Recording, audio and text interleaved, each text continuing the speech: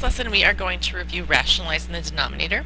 Hopefully this is something that you have covered before, but if not, we will kind of go through it. We said in an earlier lesson in this chapter that we're not allowed to have square roots in the denominator. That's not considered simplest form.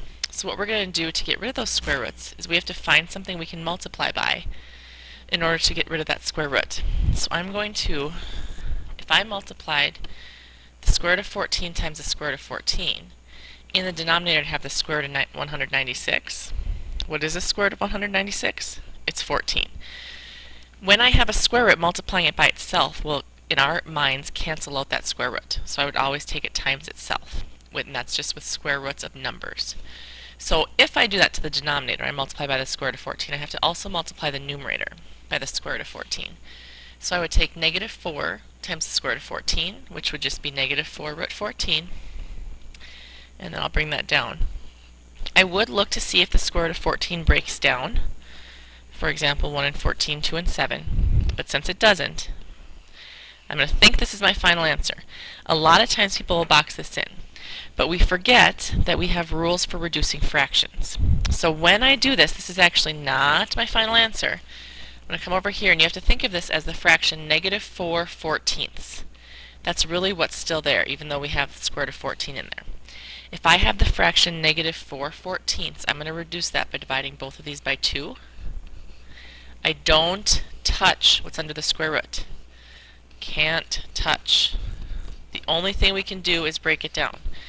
It is not part of what we reduce. It's not a normal number. It's not the number 14. It is the square root of 14, which is a decimal.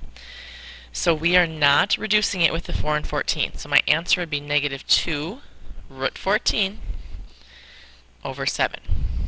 So make sure you check to see if those outside numbers reduce, just like we always have with fractions, but we will not reduce a number that's under this radical with numbers that are not. So number 2, I'm going to let you guys try that one quick, and then you can come back and see how you do. So hopefully number 2 you took multiplied by the square root of 17. So I have negative 17 root 17 over 17. When I look to cross cancel, 17 divided by 17 is 1, so I'm left with a negative root 17. Number 3 now, you'll see that we have a binomial in the denominator, negative root 3 minus root 7. Two terms down there. So don't write this down right now, just kind of watch me for a second. If I wonder what I could multiply by, a lot of times people will say we should multiply by the square root of 3. If I do that, I have to distribute here.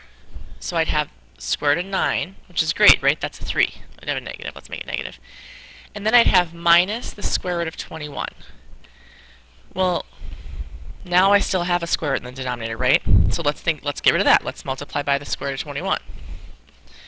When I distribute here, I would have negative 3 root 21. Do you see what's happening here? I'm getting rid of one of my radicals, but not the other. There's no number for me to multiply by that magically makes both these radicals disappear. Sometimes students think it might be 21, but hopefully you saw with my last example there that multiplying by root 21 isn't going to make them perfect squares. So what we have to do here is multiply by what's called conjugates. When we were factoring, we learned difference of two squares. I mentioned how when we factor that, they're always conjugates. If you don't remember that, that was when we factored something like x squared minus 25, and we would get x plus 5, x minus 5. These two binomials are considered conjugates. Their first term is the same, their last term is the same, but just the middle sign is opposite. So one's positive, one's negative. So for this example, this is negative root 3 minus root 7. If I want to multiply by the conjugate, I'm going to go ahead and put this parentheses. I'm going to times by, I'm going to keep it negative root 3, but I'm going to change this sign to a plus. Now you might be wondering why I'm doing that. Give me a second and you'll see why that helps us. Before I move on though, I want to mention that if I did that to the denominator, I'd have to do it to the numerator also. So I'm going to multiply my numerator by negative root 3 plus root 7. So now in my numerator, I'm just going to work top to bottom. In my numerator, I would distribute that 5. So I'd have negative 5 root 3 plus 5 root 7. You didn't see where I got that. I was just distributing this 5 up here. Now in my denominator, I'm going to have to FOIL this out. So I'm going to have to distribute the negative root 3 to both terms. I would have negative root 3 times negative root 3, which is a positive root 9, negative root 3 times a positive root 7, which is negative root 21. So that's what I get when I distribute that negative root 3 through. Then I'll distribute my negative root 7 to both terms. Negative root 7 times negative root 3 would be a positive root 21. Negative root 7 times a positive root 7 would be a negative root 49. Now, let's ignore my numerator for a minute, because really my goal here of multiplying by a conjugate is to eliminate radicals in my denominator. What's the square root of 9? 3. What's the square root of 49? 7. And then look what happened in the middle here. These middle two terms cancel each other out because it's a negative plus a positive. They're opposites. They add up to 0. So I really, in my denominator right now, have 3 minus 7. That worked to get rid of my radicals. When I multiply by the conjugate, I have no more radicals in my denominator. So now as I'm going to continue to simplify this, I would have negative 5 root 3 plus 5 root 7 over, and then I take 3 minus 7 and I get a negative 4. In order for me to be able to reduce here, I would have to be able to look at these three spots. Kind of like when you do the quadratic formula, if you remember back to doing that, that's where you look to reduce those numbers. So the only spot I could reduce is the three highlighted spots right now. If they all divide by the same number, I could do that. They don't, so this answer is reduced. It's as far as it can go. You might see this as the answer. Sometimes different, like Excel math or different answer keys maybe, might like to distribute the negative through for whatever reason. They don't like a negative in the denominator sometimes. I personally don't mind it, so if you answer like this, it's fine.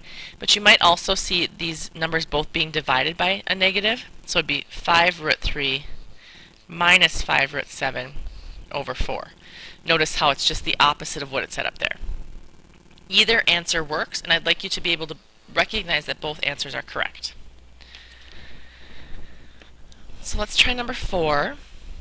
I have negative 11 root 10 minus root 2. So to multiply by the conjugate, I would be timesing by negative 11 root 10, because my first term stays the same. But I'm going to change that minus to a plus. So plus root 2. In the top, negative 11 root 2 plus root 2. Same thing top and bottom, because the only way for me to make that be a legal operation is to multiply by the same exact thing. I need to make sure that really you're multiplying by 1 over 1. Think if I reduced what I just put on here, it'd be a 1, wouldn't it? They divide into each other in one time. So I'm not changing the value of the problem, I'm changing the way it looks. So now in my numerator, I would have negative 44 root 2, as I distribute this 4, plus 4 root 2. In my denominator, this is where it gets a little bit tricky. Hold on. For some reason I copied wrong. Let's ignore what I just wrote here. Hopefully you guys noticed. You thought you'd get a pack of gum there, didn't you? That number should have been a 10. I just copied it wrong. There's a 10, there's a 10. Does that look better, hopefully?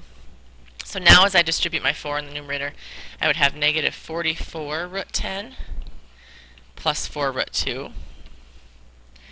And then in my denominator, I'm going to distribute my negative 11 root 10 to both terms. So I'd have 121 root 100 plus negative 11 root 20. Then I'll distribute my negative root 2. So I'd have positive 11 root 20. And then minus root 4. So as you look, these middle terms will always add up to 0. When you use conjugates, that's going to happen every time. I know the square root of 100 is really 10. So I'd have 121 times 10, which is 1210. And I know the square root of 4 is 2. So I really have 1210 minus 2 in my denominator. So when I go to write my answer, I'll go this way this time. I'll keep my numerator the same for now. And my new denominator would be 1210 minus 2, so 1208. Now again, I have certain spots I can look to see if it reduces. So I can look at the 44, the 4, and the 1208. I know for sure they all divide by 2. I'm going to try 4 though. Does 1208 divide by 4? It does. So then as I write this, I would divide everything by 4. Oops, by 4, so I get 11. Divide that by 4, I get a 1. Divide that by 4, I get 302. So my answer is negative 11 root 10 plus root 2 divided by 302.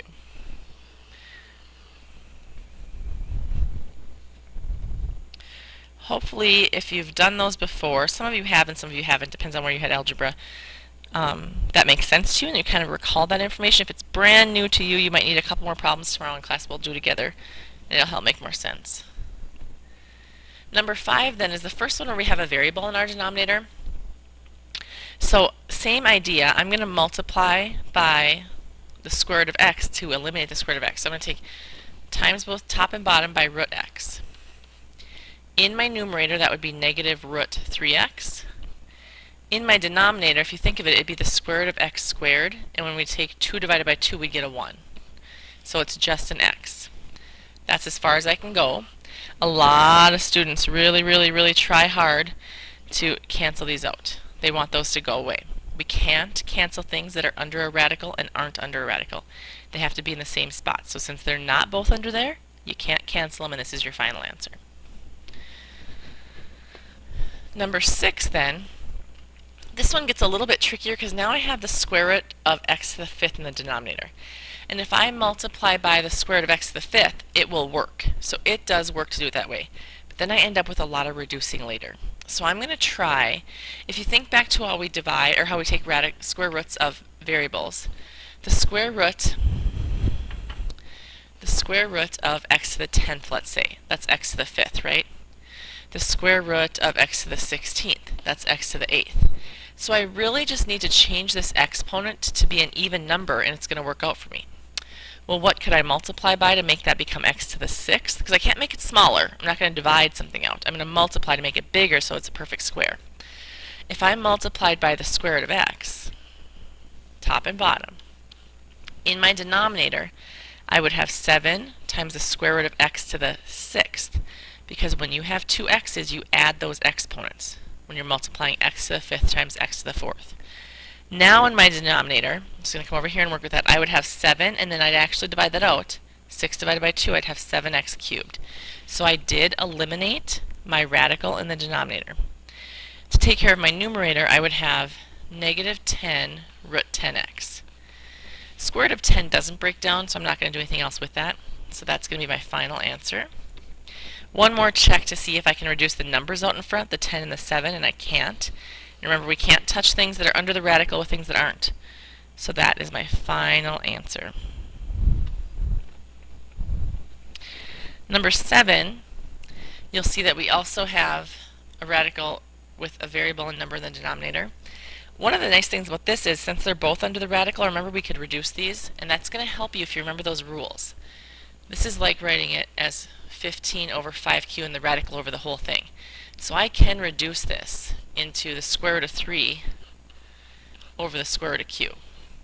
And if I don't do that, if I multiply the top and bottom by the square root of 5q, it's going to work out. I'm just going to have a little bit more work. So I like to try to save my problems by knowing my rules really well. Then with this one, I would multiply by the square root of q, just like the one we did a couple ago. I'd have the square root of 3q over, and this would multiply by the square root of q squared, wouldn't it? So it's just q.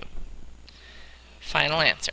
My goal is to not have a radical in my denominator and to be in simplest form, meaning if there's anything I can reduce that simplifies into each other, I should do that.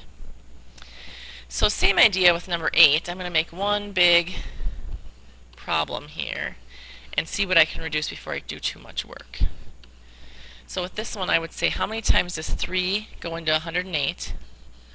36. Bigger x top or bottom? Top, so it would be x squared.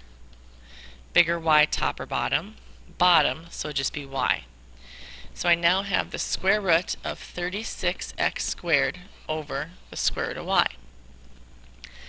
I do recognize that this numerator is a perfect square, so I might write it as just 6x over the square root of y. I could do that in this step, or I could wait a step for that. But they are both perfect squares, so I do have to take the square root of 36x squared and get 6x. Now, to get that radical out of my denominator, I'm going to multiply top and bottom by root y. Again, when I'm multiplying here, I can't multiply things that aren't the same, or I can't combine things under the radical that aren't. So it's just going to stay 6x root y over y. Can't reduce the y's because one's under the radical and one's not. So that's my final answer. Number 9 now. 9, 10, 11, and 12. We're going to save those, and I want you to try them and see what you could do. At least show me what you'd multiply the top and bottom by. And we're going to try to do those in class tomorrow and see if we understand what we're doing.